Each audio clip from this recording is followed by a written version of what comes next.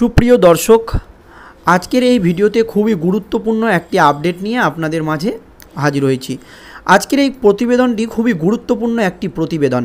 এবার আমাদের বাংলার মুখ্যমন্ত্রী মমতা বন্দ্যোপাধ্যায় হয়তো বুঝতে পারবেন যে কলকাতা হাইকোর্টের বিচারপতিদের বিরুদ্ধে মুখ খোলা কত জ্বালা, বা কলকাতা হাইকোর্টের রায়কে অবমাননা করা কত জ্বালা। তো দর্শক, আপনারা সকলেই জানেন যে কলকাতা হাইকোর্টের মাত্র একটি রায়ে আমাদের রাজ্যের প্রায় 25 থেকে 26 হাজার শিক্ষক শিক্ষিকার চাকরি বাতিল হয়েছে।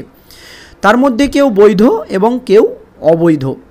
আর এই যে চাকরি বাতিল হয়েছে, এই ঘটনার জন্য দায়ী কে? দর্শক, আপনারা একটু কমেন্ট বক্সে কমেন্ট করে জানাবেন। তবে এই ঘটনার মতামত যদি আমার কাছে জানতে চান, তাহলে বলবো যে এই ঘটনার জন্য দায়ী আমাদের বাংলার রাজ্য সরকার, অর্থাৎ তৃণমূল সরকার, যে সরকার এখন ক্ষমতায় আছে।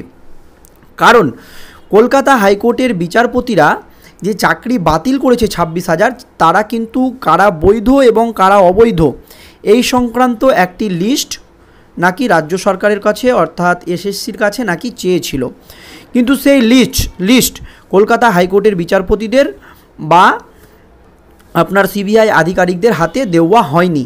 তাই শেষ পর্যন্ত বাধ্য হয়ে পুরো প্যানেলটাকেই বাতিল করতে বাধ্য হয়েছেন কলকাতা হাইকোর্টের বিচারপতিরা। আর কলকাতা হাইকোর্টের এই রায়কে কিছুতেই মেনে নিতে পারেননি রাজ্য সরকার। কারণ কলকাতা হাইকোর্টের এই রায়ে রাজ্যের শাসক দল তৃণমূল কংগ্রেসের যে জনপ্রিয়তা, সেটা কিন্তু তলা নিতে এসে ঠেকেছে। এবং এর প্রভাব যে ভোট বাক্সে পড়বে, তা কিন্তু বাংলার মুখ্যমন্ত্রী মমতা বন্দ্যোপাধ্যায় ভালো করেই বুঝতে পেরেছেন। তাই কলকাতা হাইকোর্টের রায়ের বিরুদ্ধে তিনি মুখ খুলেছেন এবং গুরুতর অভিযোগ তার বিরুদ্ধে। তিনি বলছেন কলকাতা হাইকোর্ট নাকি বিজেপির বিচারালয়। এগুলো একটা মুখ্যমন্ত্রীর ভাষা হতে পারে? আপনারা বলুন। বিজেপির বিচারালয় বাদ দেন, কলকাতা হাইকোর্ট নাকি বিজেপির নেতামন্ত্রীদের কথায় রায়দান করে। একেবারে বাজে মন্তব্য, গুরুতর অভিযোগ। তাহলে সুপ্রিম কোর্ট, এখানেই প্রশ্ন উঠছে, কলকাতা হাইকোর্ট যদি বিজেপির নেতামন্ত্রীদের কথায় রায় প্রদান করে, তাহলে সুপ্রিম কোর্ট তো মুখ্যমন্ত্রী মমতা বন্দ্যোপাধ্যায় এই নিয়োগ দুর্নীতিকাণ্ড এই নিয়ে তো সুপ্রিম কোর্টের দ্বারস্থ হয়েছিলেন মুখ্যমন্ত্রী মমতা বন্দ্যোপাধ্যায়।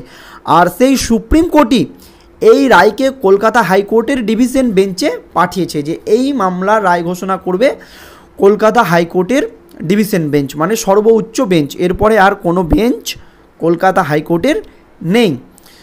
তাহলে সুপ্রিম কোর্টের সেই রায়কে তিনি কি বলবেন? আর সুপ্রিম কোর্টে ইতিমধ্যেই বাংলার মুখ্যমন্ত্রী মমতা বন্দ্যোপাধ্যায় গিয়েছেন, সেখানে গিয়েও কোনো লাভ হবে না।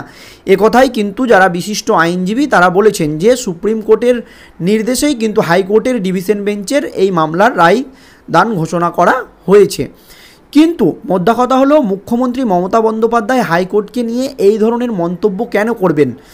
আর তিনি একদিন নয়, বারবার কিন্তু কলকাতা হাইকোর্টকে নিয়ে এই ধরনের মন্তব্য করছেন, জানিয়ে গোটা দেশে নিন্দার ঝড় উঠেছে।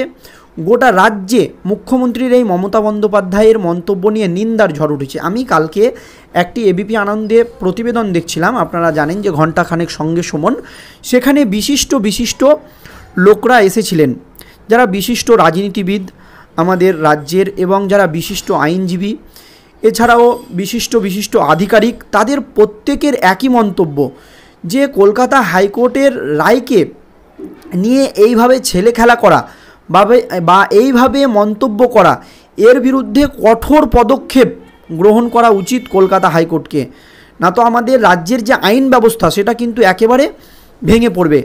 আর তাদের কথা মতোই হয়তো, এবং তার আগেই কিন্তু কলকাতা হাইকোর্ট এই নিয়ে কি করা যায় তার প্রক্রিয়া কিন্তু শুরু করে দিয়েছিল। আর এবারেই কিন্তু কঠিন পদক্ষেপ মুখ্যমন্ত্রী মমতা বন্দ্যোপাধ্যায়ের বিরুদ্ধে নিতে চলেছেন কলকাতা হাইকোর্টের বিচারপতিরা। আপনারা সকলেই জানেন যে চলছে লোকসভা নির্বাচন, আর এরই মাঝে হাইকোর্টের প্রতি অবমাননাকর মন্তব্য করে বিপাকে মুখ্যমন্ত্রী মমতা বন্দ্যোপাধ্যায়। তৃণমূল সুপ্রিমোর বিরুদ্ধে আদালত অবমাননার অভিযোগে স্বতঃপ্রণোদিত মামলা গ্রহণ করেছে কলকাতা হাইকোর্ট। এই নিয়ে সিপিএমের বিশিষ্ট আইনজীবী, আপনারা জানেন বিকাশ রঞ্জন ভট্টাচার্য, তিনি কিন্তু এর তীব্র প্রতিবাদ জানিয়ে কলকাতা হাইকোর্টে একটি মামলা করেছিলেন এবং সেই মামলা কিন্তু গ্রহণ হয়ে গিয়েছে। অনেকেই মনে করছে এবার মুখ্যমন্ত্রী মমতা বন্দ্যোপাধ্যায়ের বিরুদ্ধে কঠোর পদক্ষেপ নিতে চলেছে কলকাতা হাইকোর্টের বিচারপতিরা। এই বিষয়ে বিশেষ বেঞ্চ গঠনের সিদ্ধান্ত নিলেন হাইকোর্টের প্রধান বিচারপতি। দেখুন কেমন অ্যাকশন হবে। একেবারে একটি বিশেষ বেঞ্চ, মানে আলাদা করে একটি বেঞ্চ গঠন করে মুখ্যমন্ত্রী মমতা বন্দ্যোপাধ্যায়ের বিরুদ্ধে এবার তদন্ত হতে চলেছে কলকাতা হাইকোর্টে। বিভিন্ন দুর্নীতি ইস্যুতে তো রাজ্যের শাসক দল তৃণমূল কংগ্রেস জেরবার, আর এই আবহে মুখ্যমন্ত্রী মমতা বন্দ্যোপাধ্যায়ের বিরুদ্ধে কলকাতা হাইকোর্টের এই পদক্ষেপ জানিয়ে প্রবল চিন্তিত রাজ্যের শাসক দল তৃণমূল কংগ্রেস এবং মুখ্যমন্ত্রী মমতা বন্দ্যোপাধ্যায়। আদালতের নির্দেশ, আপাতত মামলা সংক্রান্ত সমস্ত নথি ও ফাইলপত্র প্রধান বিচারপতির কার্যালয়ে জমা থাকবে। কোন ডিভিশন বেঞ্চে এই মামলার শুনানি হবে তা ঠিক করবে প্রধান বিচারপতি টি.এস. শিবাজ্ঞানামের বিচারালয় বা সচিবালয়। প্রসঙ্গত, সোমবার এসএসসি নিয়োগ দুর্নীতি মামলায় 2016 সালের গোটা প্যানেল প্রক্রিয়া বাতিল করে কলকাতা হাইকোর্টের বিচারপতি দেবাংশু বসাক। বিচারপতি মোহাম্মদ সব্বর রশিদির ডিভিশন বেঞ্চ এক ধাক্কায় রাজ্যের প্রায় 25,756 জন চাকরিহারা হয়েছেন। ভোটের মাঝে হাইকোর্টের এই রায়ের পরই ফুঁসে উঠতে শুরু করেন মুখ্যমন্ত্রী মমতা বন্দ্যোপাধ্যায়। সভামঞ্চে মুখ্যমন্ত্রী মমতা বন্দ্যোপাধ্যায় দাঁড়িয়ে বলেন, এরা আদালত কিনে নিয়েছে, আমি সুপ্রিম কোর্টের কথা বলছি না, সিবিআই এবং বিএসকে কিনে নিয়েছে বিজেপি। এই ধরনের একটি মন্তব্য করেন। তবে বিচার ব্যবস্থাকে নিয়ে করা একাধিক মন্তব্যের ভিত্তিতে বাংলার মুখ্যমন্ত্রী মমতা বন্দ্যোপাধ্যায়ের বিরুদ্ধে আদালত অবমাননার অভিযোগ তুলে বিচারপতির ডিভিশন বেঞ্চে স্বতঃপ্রণোদিত মামলা দায়েরের আবেদন জানিয়েছিলেন বাম নেতা তথা আইনজীবী বিকাশ রঞ্জন ভট্টাচার্য। এছাড়াও আলাদা করে আবেদন করেছিলেন অনিন্দ সুন্দর দাস এবং কংগ্রেস নেতা কৌস্তব বাগচি, তিনি এখন বিজেপিতে এসছেন।